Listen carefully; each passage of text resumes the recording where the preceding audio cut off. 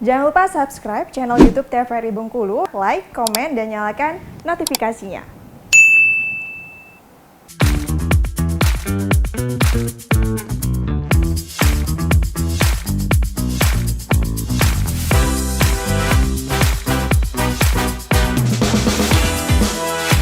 Nah, pemirsa, balik lagi di Opini nih. Obrolan pagi ini masih dengan tema yang sama, yaitu cuan di usia muda bersama dengan Bang Undang dari Ketua Umum BPD HIPMI Bengkulu. Bang Undang, sebenarnya ya untuk menjadi pengusaha muda tuh apa sih yang harus kita perhatikan? Karena kan kebanyakan anak muda ini takut mencoba, takut nggak balik modal, dan masih banyak lagi ketakutan lainnya gitu kan. Secara umum bagaimana kita menjadi pengusaha itu, yang pertama itu keinginan dulu. Keinginan dan minat. Nah, ketika memang kita keinginannya sudah timbul, nanti tinggal kita kembangkan lagi. Nah, memang tantangannya banyak orang yang ragu memulai usaha itu, takut gitu kan. Keberanian ini sangat penting. Kita harus berani keluar dari zona nyaman. Banyak anak-anak muda yang tidak berani, tidak mau mencoba, takut gagal. Padahal kalau kita nggak mencoba, kita nggak tahu hasilnya. Benar. Dan kita nggak tahu kita itu dilahirkan apakah sebagai pekerja atau karyawan atau pengusaha sebenarnya. Dan apakah memang rezeki kita itu ada nggak sih kita itu menjadi seorang pengusaha gitu kan. Nah, ini kan kalau kita nggak coba, kita nggak tahu. Makanya teman-teman itu kita sarankan harus mulai dulu lah. Iya. Mulai dulu. Banyak sekali potensi-potensi bisnis yang di Bengkulu yang belum ditekuni secara khusus. Dan itu pemainnya belum banyak. Dan itu bisa jadi peluang ya berarti ya? Ya, itu bisa menjadi peluang. Makanya kemarin kita acara dengan Pak Gubernur, beliau sampaikan siapa yang memulai bisnis itu sekarang di Bengkulu, 10 tahun lagi itu akan menjadi pemain utama. Berarti kan sekarang ini belum banyak pemain-pemainnya, belum banyak pebisnis yang utama. 10 tahun lagi mungkin orang Palembang sudah masuk Bengkulu, mungkin orang Jakarta sudah masuk ke Bengkulu. Nah, ketika kita baru mau merintis 10 tahun lagi, kita udah bersaing dengan perusahaan-perusahaan besar. Nah, makanya sekarang saatnya kita bisa merintis usaha di Bengkulu, biar nanti 10 tahun lagi ketika ada perusahaan besar masuk ke Bengkulu, kita sudah siap fight. Sistem kita sudah punya, karyawan sudah banyak, modal pun kita sudah gampang mengaksesnya. Nah, ini yang betul-betul teman-teman Bengkulu, anak-anak muda harus mencoba berbisnis. Karena kalau tidak dicoba, ya kita nggak tahu. Sama saya juga, kalau saya dulu nggak mencoba, saya juga nggak tahu kan. Posisinya mungkin saya masih jadi karyawan, absen pagi juga, harus briefing pulang juga, sore gitu kan, pulang tiap sore hari juga, gitu kan, rutinitas yang seperti sama. itu. Nah, karena saya mencoba dulu, ternyata rezekinya ada gitu. Kalau ditekuni, ternyata berbisnis itu nggak sulit. Cuma orang kadang takut aja untuk memulai. Tapi untuk berbisnis ini perlu modal yang besar nggak sih gitu? Ya, makanya kalau kita berbisnis di usia muda itu, kita kan bisa melihat peluang dulu, Mbak Agnes. Nah, ketika peluangnya sudah nampak, kita ini kan nggak langsung, kalau misalnya dia kontraktor nggak langsung punya 10 alat berat, misalnya karyawan 100 orang kan tidak juga, kan? ya. Nggak langsung seperti itu. Atau misalnya merintis bisnis katakanlah wedding organizer misalnya kan. WO atau IO ya. IO gitu kan. Kita kan nggak langsung mesti punya 100 karyawan. Paling kita kan handle acara ulang tahun dulu, akikah dulu. Yang kecil-kecil dulu kan. Setelah kita sudah berani, udah sukses, kita mulai wedding yang kita handle. Weddingnya mungkin yang rumahan dulu awal-awal. Nanti baru masuk ke gedung.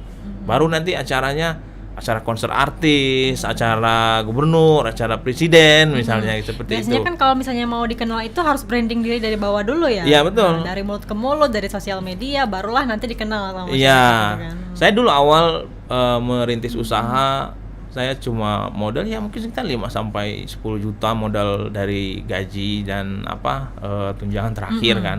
Jadi usaha itu bukan modal yang menjadi konsen utamanya. Kalau konsen utamanya modal, tentu orang-orang kaya, anaknya itu sudah dia kasih modal 10 miliar dan itu sukses semua, nggak ada yang gagal gitu kan.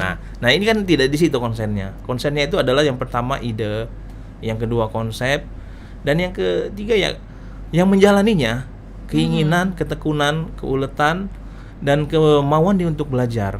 Nah, ini yang menjadi garis bawah bagaimana bisnis itu bisa berjalan posisinya. Nah, kalau dari seorang bisnismennya ini tidak fokus dan tidak tekun, berapapun modal yang mau kita suntik, mau kita injek, pasti akan habis. Iya, iya. Nah, ini jadi kebanyakan orang tuh kan kalau misalnya berusaha ya mungkin awal-awal saja ya booming gitu kan, trending, tapi nggak bisa ngolah keuangan, akhirnya tutup. Nah, itu kan kebanyakan yang terjadi. Nah, itu yang kebanyakan yang terjadi.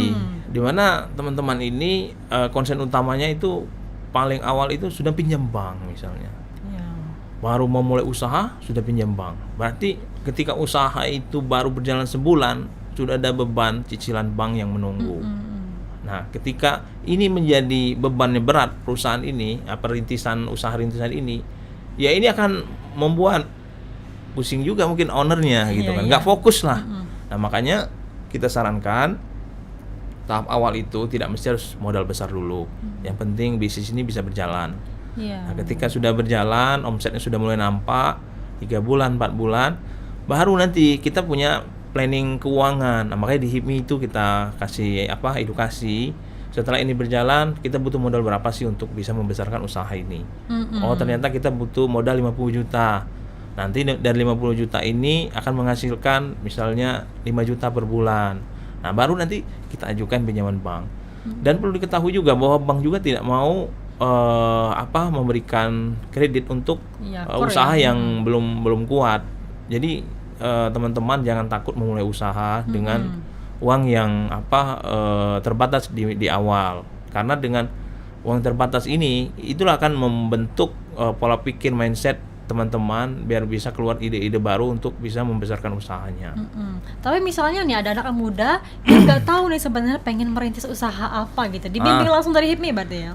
Iya, makanya yang pasti bisnis itu kan kita ikuti fashion juga ya. Kita ini senangnya di mana sih sebenarnya? Misalnya kayak Mbak Agnes, oh ternyata saya ini senangnya traveling. Kalau senangnya traveling, ya berarti kita bisnisnya berhubungan dengan traveling. Apakah misalnya rental mobil, gitu kan? Atau misalnya agen perjalanan. Agen perjalanan bisa dalam dan luar negeri misalnya. Nah, ini kan nanti kita akan bimbing. Kalau mau rental mobil, kalau bisnisnya mau kecil, kita bisa kumpulkan teman-teman yang punya mobil, nanti kita bikin usahanya. Nah, baru nanti setelah itu kita ajak gabung di komunitas asosiasi pengusaha rental mobil. Ketika kita ada orderan, kita bisa bisa bantu. Oh, saya butuh mobil ini. Oh, saya butuh ini 3 hari. Bagaimana konsep kerjasamanya? Mungkin harusnya 3 juta per hari, kita jual 3.200.000. Kita dapat marginnya di situ. Nah, itulah yang kita lakukan di HIPMI, sharing seperti itu. Kadang kalau kita sendirian di rumah, nggak kepikiran ya, gitu kan? Iya. Kan butuh sharing kan, butuh sharing. Teman-teman. Gitu. Iya, betul. Nah, makanya banyak teman-teman itu kita baik di daerah maupun di nasional, pentingnya berorganisasi itu untuk bisa sharing dan juga membuka jaringan tadi. Seperti saya bisnis kontraktor di mechanical, electrical, listrik dan pendingin ruangan AC. Kita itu punya kantor di Bengkulu, Palembang sama Jambi. Nah, dan kita sekarang sudah mulai expand untuk ambil proyek-proyek nasional. Nah, jadi misalnya kita ada proyek di Jawa Barat atau di Bekasi atau di Riau. Kalau saya tidak punya teman di Riau, susah juga kita kan. Kita mau tanya alamat, kita mau lihat kondisinya, kita nggak bisa tanya-tanya. Atau misalnya kita kirim tim ke sana, minta bantu carikan penginapan lah, atau sekedar untuk mengawasi misalnya. Kalau kita nggak punya teman kan susah juga jaringannya. Atau kita kurang SDM ketika lagi di luar, kalau kita tidak punya jaringan, itu susah, kita kesulitan juga. Nah, itulah pentingnya organisasi dan pentingnya kita memperluas relasi tadi, biar memang betul-betul bisa punya jaringan di mana-mana. Iya, kalau kita berdiri sendiri ya jadi pengusaha atau berbisnis tanpa mengikuti organisasi, kayaknya peluangnya itu ada tetapi tidak besar gitu kan, kurang dikenal gitu ya. Iya, betul. Kalau kita misalnya ada pekerjaan di Kaur misalnya kan, ketika sampai ke sana kita kan bingung, kita kan jarang ke sana. Oh, penginapannya ini bagus di mana? Oh, kalau ini siapa yang bisa supply? Kalau kita butuh tukang bangunan, kita mau cari-cari kan susah. Kalau kita punya teman, tolong carikan, saya ada butuh tukang 5 orang gitu kan. Nah, inilah pentingnya Dan juga yang paling penting itu relasi itu membuka akses jaringan. Ketika misalnya kita butuh mau ketemu salah satu pejabat misalnya di KAUR atau di Muko-Muko, kita kan tentu ini bisa ketemunya lewat siapa nih ya gitu kan. Atau kita mau temu ada pabrik misalnya kelapa sawit lagi bangun, ini ownernya siapa? Kalau kita tidak punya jaringan, kita kan nggak bisa masuk ke situ. Benar. Nah, ketika kita punya jaringan, ini ownernya si ini, yang manajernya ini. Nanti kalau mau masukkan proposal rental mobil atau misalnya proposal bahan bangunan lewat sini, itu kan justru lebih mudah. Iya, mempermudah sekali. Mempermudah. Nah, sehingga ya kata orang itu kan silaturahmi itu mendatangkan rezeki. Nah, disitulah pentingnya kita punya pergaulan luas. Seorang pengusaha itu harus punya relasi yang sangat luas. Kalau tidak punya relasi yang sangat luas, kita susah untuk berkembang. Jadi pengusaha itu kan juga harus ikuti selera pasar ya. Nah, tapi kadang-kadang orang nih kalau misalnya berbisnis dan trendingnya misalnya Milo kepal kemarin tuh ya. Terus juga kebab. Nah, akhirnya orang buka kebab semua. Padahal itu kan malah karena semakin banyak pengusaha itu ya semakin kecil kan. Betul. Yang kita dapatkan gitu. Ya, makanya bisnis itu kita kan harus ada kajian. Yeah. Sama seperti saya mulai juga, kita harus kaji juga. Sebenarnya di sini kompetisinya seperti apa, dan juga bisnis-bisnis yang bisa menghasilkan rezeki yang cukup untuk kita itu rezeki apa saja misalnya kan. Jadi kan kita harus tahu kalau misalnya orang udah buka misalnya dulu seblak misalnya. Iya, seblak semua di Pantai Panjang kan.